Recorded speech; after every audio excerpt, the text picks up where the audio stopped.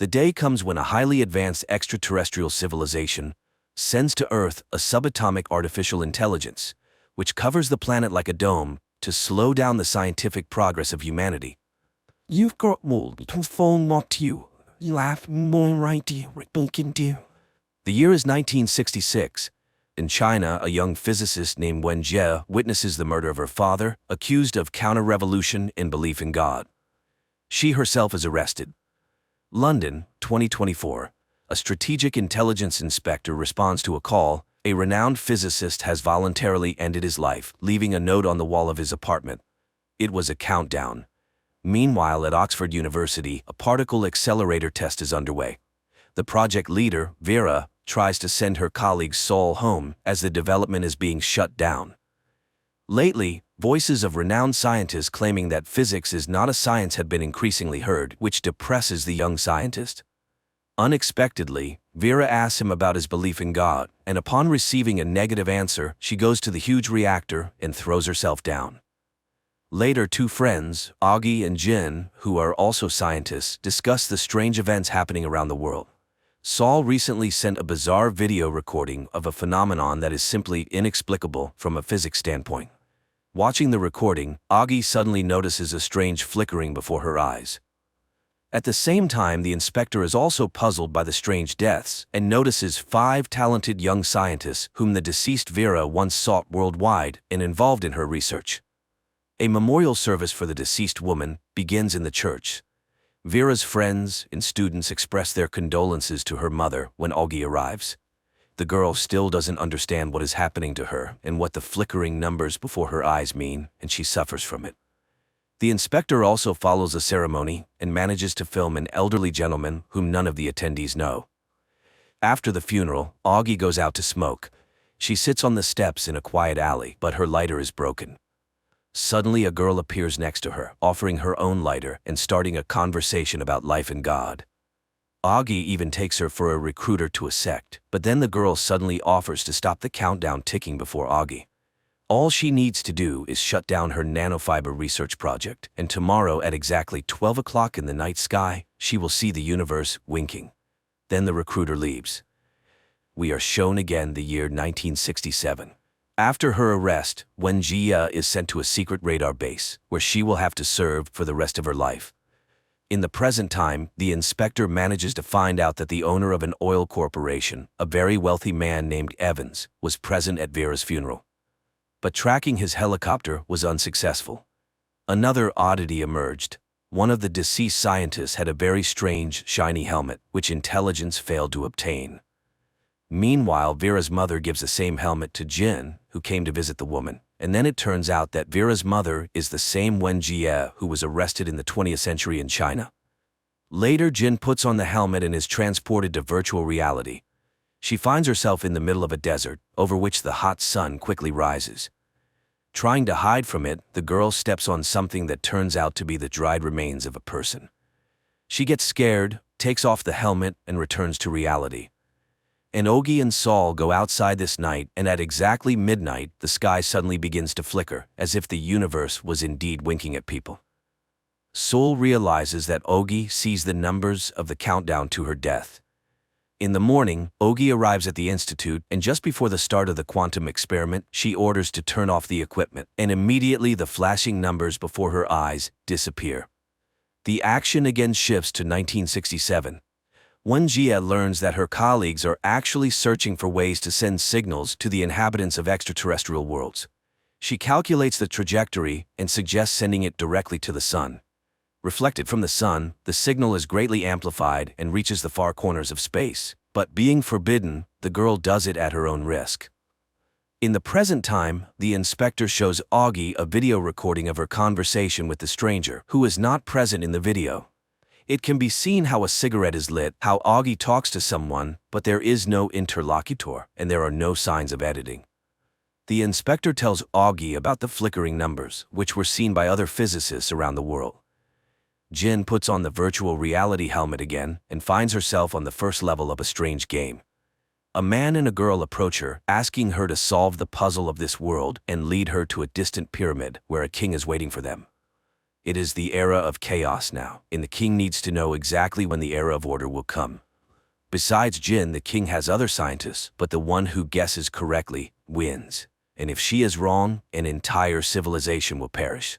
But then above the pyramid, the scorching sun rises. The man pulls her into shelter, while the girl remains under the rays of the sun and instantly dries up, turning into a bundle of flesh. The man gives it to Jin, explaining that in this form, the body can live until the era of order. The woman returns to reality and decides to ask for advice from a scientist and her friend, Rooney.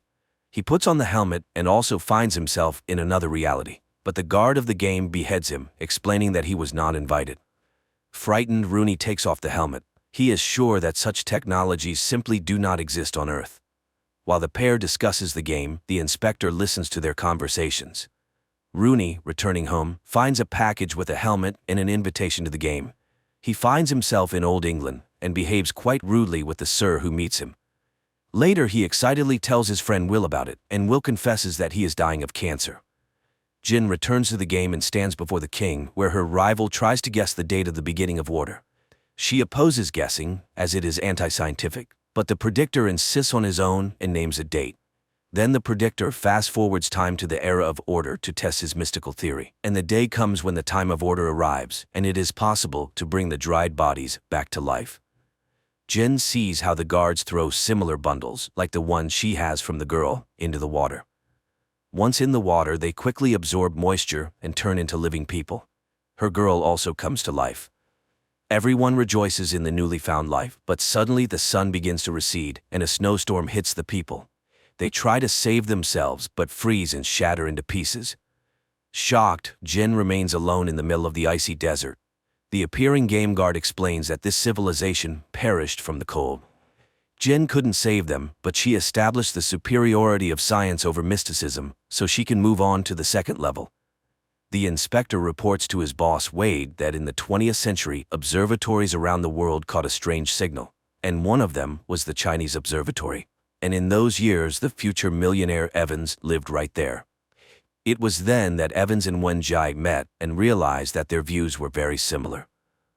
On the same day, Wenjie received a signal from space in which a representative of a highly developed extraterrestrial civilization introduced himself as a pacifist and urgently asked not to send signals into space because other civilizations would come and conquer their world. Reading this appeal, Wenjie, embittered by the unjust death of her father, sent a signal into space inviting them to come to Earth and put things in order, because people cannot do it themselves. The action again shifts to the present time. Augie finds an alien virtual reality helmet in Rooney's house. She immediately tries on the strange toy and ends up in England, where she immediately dies at the hands of the game guard, as she was not invited. She rushes to her friends and learns that two of them are already participating in the game. Augie is sure that this thing hacks the brain and asks her friends not to play anymore. But the pair, despite the promise, enters a simultaneous game. On the second level, they find themselves in England, where the same girl meets them. Here they are received by the Holy Pope, who also wants to know what era is coming. Jin scientifically proves that the planet that needs to be saved has 3 suns. When the planet revolves around one sun, the time of order comes. But the gravity of the other 2 suns pulls it off its orbit, and the time of chaos begins. The Pope does not like her conclusions and orders to burn the heretic, but then flames erupt outside, and a girl on a burning horse rides into the church. She screams that there are 3 suns in the sky and the world is perishing. Jin and Rooney are saved because they were right, as confirmed by the game guard. The civilization perished, but they understood the structure of this world system, so they can move on to the next level. The inspector realizes that the game is a tool for recruitment in searching for the best minds. Meanwhile, Augie receives a warning of dismissal if she does not return to quantum research, and the scientist decides to resume experiments, but again the countdown to her demise appears. After that, Augie finally stops the experiments. Jin and Rooney find themselves on the 3rd level of the game, at the residence of Kublai Khan, in front of which his warriors are lined up. Jin tells the Khan that this task is unsolvable, but another scientist begins to prove it, which is helped by giant human abacuses. 30 million soldiers turn flags to one of 2 sides. Rooney immediately understands. These are 1s and 0s. This is a human computer. The program for calculating solar orbits is launched, from which it follows that the era of order will come in 8 months. After fast-forwarding time to check the theory, the Khan, believing his court scientist, orders to throw the arriving pair into boiling water. But suddenly 3 suns line up in a row, and the era of chaos begins. The civilization perishes again despite all the calculations of the court scientist. And then Jin realizes the goal of the game is not to save the planet but to save the people. The game guard appears, confirming her conclusions, and invites them to the next level. Evans is informed about 2 new promising players, and he orders them to be invited to a meeting. After that, he returns to the conversation with the aliens, whom Evans calls the Lord. Evans tells the aliens a fairy tale about Little Red Riding Hood and the Big Bad Wolf, from which the aliens conclude that humans have lost their survival instinct since they have made contact with another civilization from deep space. The man reminds that it was done by one woman, and the Lord, after a pause, decides that fearlessness leads to extinction. Therefore, humanity must learn to fear.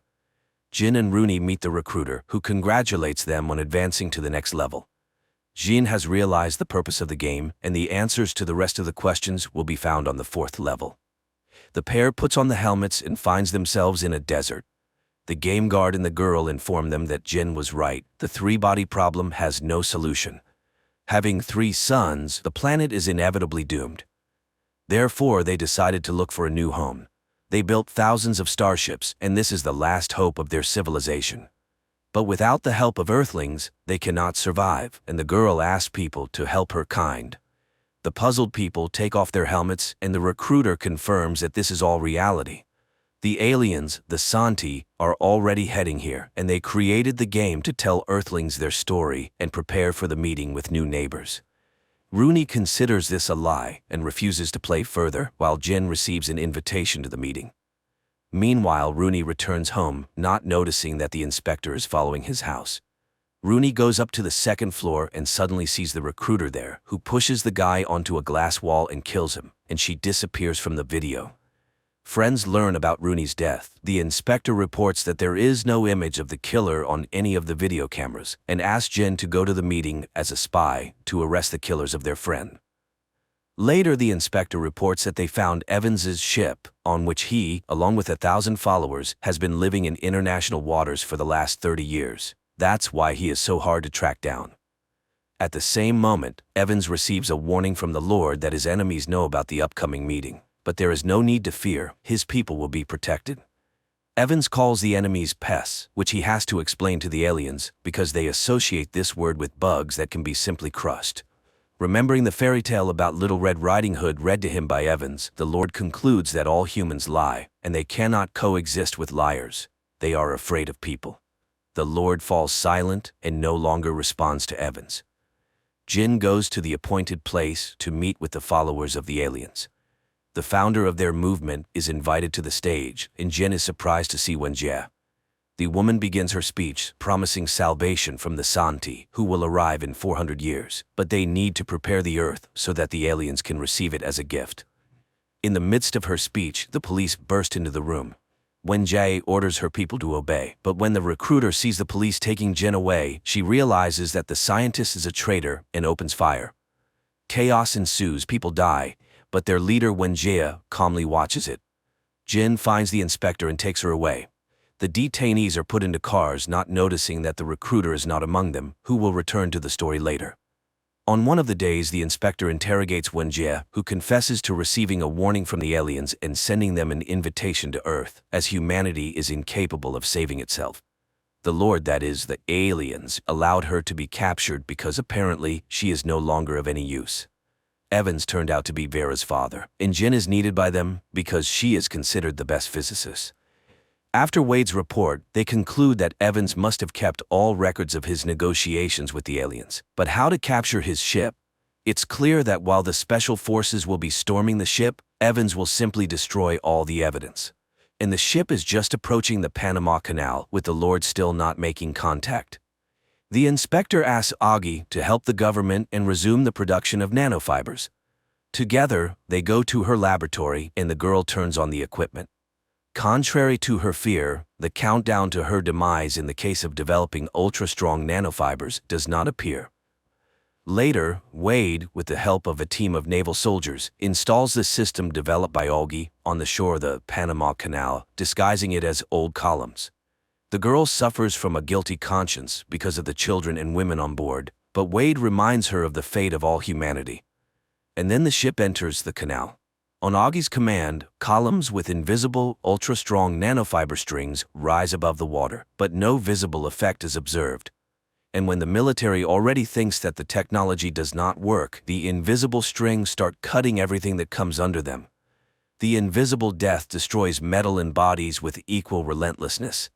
Evans, realizing that something terrible is happening, manages to take the disc with the recording of the negotiations, but dies in the ship's hold. The ship is carried ashore, where it crumbles into a huge burning heap. Later, the wreckage is searched, and the disc is found at Evans's corpse. Specialists of the administration try to decrypt it, and when they are already in despair, it suddenly opens. And the aliens themselves did it. Wade tells Wenjie everything, who is still confident that the aliens will help the Earthlings. And then the man lets her listen to the recordings of Evans's conversations with the aliens. The woman hears with horror that the aliens cannot live with humans because humans are liars. Later, Wade brings Jin to headquarters to show her the decrypted materials about a mysterious sophon. In the movie plot, this is an elementary subatomic particle capable of moving at the speed of light. The woman suggests the chief put on a helmet, and they find themselves in a desert where they are awaited by the game's guardian. She says that the aliens are not at all like humans, and also reports that their species is doomed. They have to fly to Earth for another 400 years, but during this time humans will manage to create the newest weapon, capable of destroying the aliens, because progress on Earth moves at a speed unimaginable for their species. After all, the Earth's world is stable, unlike the constantly dying planet Santi. That's why they decided to destroy Earth science, for which they invented Sophon. There are more than 3 dimensions in the universe, which are folded in such a way that they are not visible, but Santi has the technology to unfold them. They focus unimaginable energy for humans on one proton and open it in a higher dimension, after which it becomes gigantic. And using this technology, Santi created artificial intelligence the size of an entire planet and reduced it to the size of an elementary particle.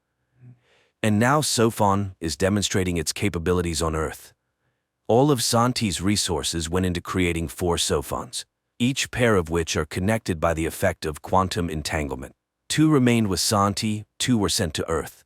Everything that people see and hear, the aliens see and hear simultaneously, even if they are separated by light years. Sophons have almost no mass and they are easy to accelerate to the speed of light, so they recently reached Earth and infiltrated all the laboratories where the planet's best minds work. So soon, science will be destroyed because instead of truth, people see wonders. The world is entangled in illusions. People see what Santi wants to show them. They are everywhere and constantly observe processes, revealing human lies. So soon, Earthlings will learn to be afraid again. Jin and Wade take off their helmets and exit virtual reality. Around the world, gadgets start to turn off. A message appears on all video panels calling people bugs, and the sky is covered with an unknown substance which transforms into something resembling a huge eye. And only the wounded but alive recruiter rejoices at this. Upon learning that aliens were heading towards Earth, the world was thrown into turmoil. Riots broke out, which the police and the army had to quell.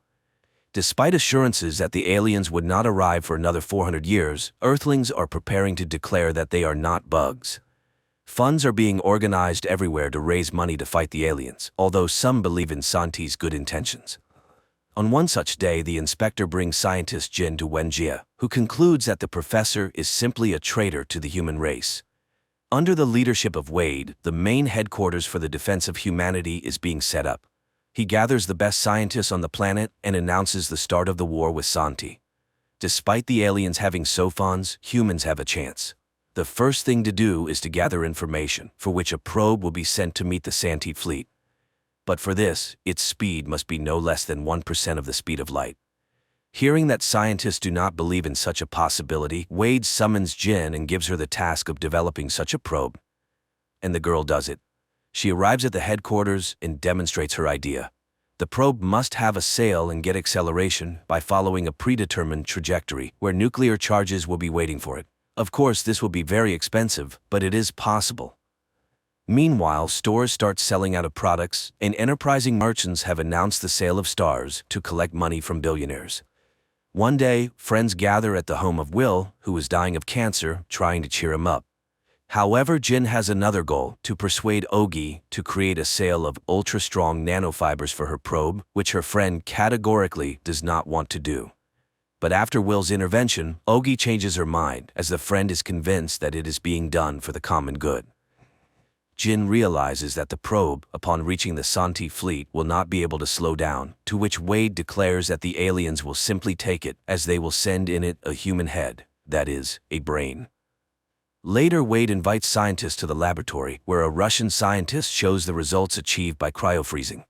The chimpanzee subjected to it wakes up safely and even demonstrates an intact intellect, after which Wade finally reveals his plan. He will go into freezing and will wake up from time to time to check how his plan for preparing to save humanity is going. At this time, Augie develops a new technology that allows making a huge and strong canvas of nanofibers, which will allow Jin's idea to be realized. The time comes when it is necessary to decide on the choice of the first person who will go to meet the aliens. A physicist scientist who is ready for death is needed. It turns out that Wade has long been thinking about Will's candidacy, who is dying anyway. Sometime later, Jin comes to Will and tries to dissuade him from participating in the flight, but the guy wants to bring some benefit with his death. Meanwhile, Wenjie confesses to Saul that her daughter died when she found out that her mother had called the aliens to Earth. Then she says goodbye and leaves forever. Will undergoes tests and refuses to sign the oath of allegiance to humanity. What if the Santi turn out to be better than people think? But it turns out that Wade needed a candidate loyal to the aliens, so that they would definitely take him aboard. The wounded recruiter hides in a lonely trailer in the forest, and one day the game warden addresses her from the TV screen. The Lord has not forgotten his followers, and there will be an important task for her. One day, Saul goes to see off a friend, and when they stop briefly, a scooter flies at the guy. Saul falls and thus is saved from being hit by a car that has lost control. Later, the inspector informs him that in China, the recruiter killed Wenjie, and now there was an attempt on him, although Saul has no idea who needs it. Nevertheless, the inspector forces him to put on a bulletproof suit and takes him to the UN office, where the guy learns that today the launch of the program developed by Wade called Empty Gaze will be announced. The thing is that the alien Sophons can see and hear literally everything, but they are not able to penetrate a person's thoughts. Therefore, the management has chosen several people who will plan the strategy of victory, not revealing it to anyone. They will receive unlimited resources and will be able to carry out any ideas not contradicting the laws. Saul learns that he is one of the participants in the Empty Gaze project and tries to refuse this honor, but the UN leader assures that there is no mistake and leaves. But at the exit to the building, he is shot at. Only the bulletproof suit saves him. Later, Saul asks to bring the killer to him. It turns out that this is a follower of the aliens, and he did it by order of the Lord's army. Saul still tries to refuse the position, but he seems to be not heard. Moreover, the UN secretary declares that no one knows why exactly he was chosen. Strange, of course, and who should know then? Then Saul asks to be taken to the Cosmodrome to see off Will. More precisely, what's left of him, his brain. And the recruiter finds an alien virtual reality helmet in her trailer and puts it on. Meanwhile, Will's head is placed in a probe that is preparing for takeoff. All 300 bombs are lined up in orbit and the countdown begins. And the launch is made. At first, everything goes according to plan. The first stages were dropped, the nanoparachute was activated, acceleration begins. The first explosion was successful, the second and third too, and suddenly there is an accident on the probe and it deviates from the trajectory. Jin is in despair and Wade leaves, whispering something to her. Later, he is on a plane where the game warden comes to him. The aliens recognized him as a strong leader, and when they arrive, he will be part of their plan. They will always be nearby and will show him what he wants to see until his death. In the evening, Jin and Saul grieve by the pool when the inspector appears, orders them both to get into the car, and takes them to a place where an incredible number of bugs live, because bugs are the ones who always survive, although they are poisoned and crushed. So the inspector suggests drinking to the bugs, and that's where the first season ends. The series is based on the first book by Liu Cixin from the Three Body Problems series. The world has already seen the Chinese version of the series, but Netflix loves to make series with its own vision. Moreover, there will most likely be a continuation.